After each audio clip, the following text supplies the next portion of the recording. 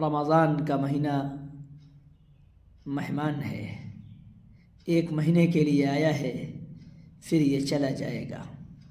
ہمارے گھر پہ جب کوئی مہمان آتا ہے تو ہم اس کا اکرام کرتے ہیں، اس کا اعزاز کرتے ہیں، اس کی خاطرداری تواضع کرتے ہیں۔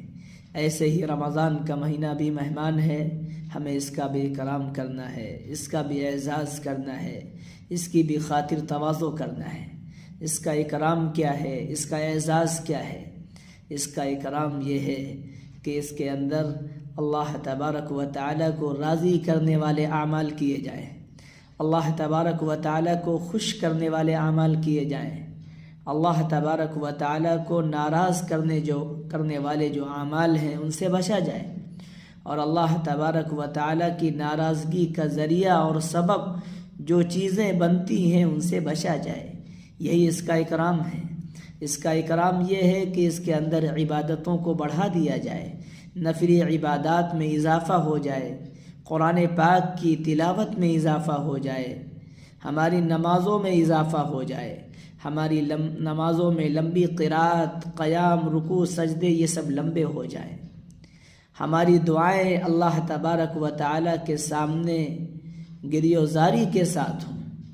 اللہ تبارک و تعالیٰ کے سامنے ہم رونے والے بنیں، اللہ تبارک و تعالیٰ کے سامنے ہاتھ پھیلانے والے بنیں، اللہ تعالیٰ سے خوب رو رو کر مانگیں۔ یہی رمضان کا اکرام ہے، یہی اس کا اعزاز ہے، کیونکہ اللہ کے پیارے نبی جناب رسول اللہ صلی اللہ علیہ وسلم کے بارے میں آتا ہے، جب رمضان کا مہینہ آتا تھا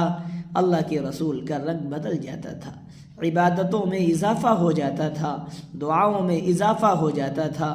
پورے انہماک کے ساتھ اللہ کے پیارے نبی صلی اللہ علیہ وسلم عبادت میں مصروف ہو جاتے تھے، عبادت میں مشغول ہو جاتے تھے۔ لہذا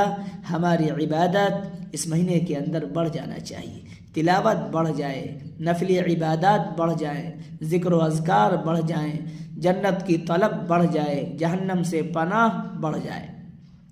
خوب جنت کی طلب کرنا ہے، جہنم سے پناہ مانگنا ہے، لا الہ الا اللہ کی کثرت کرنا ہے، لا الہ الا اللہ کی کثرت کرنا ہے،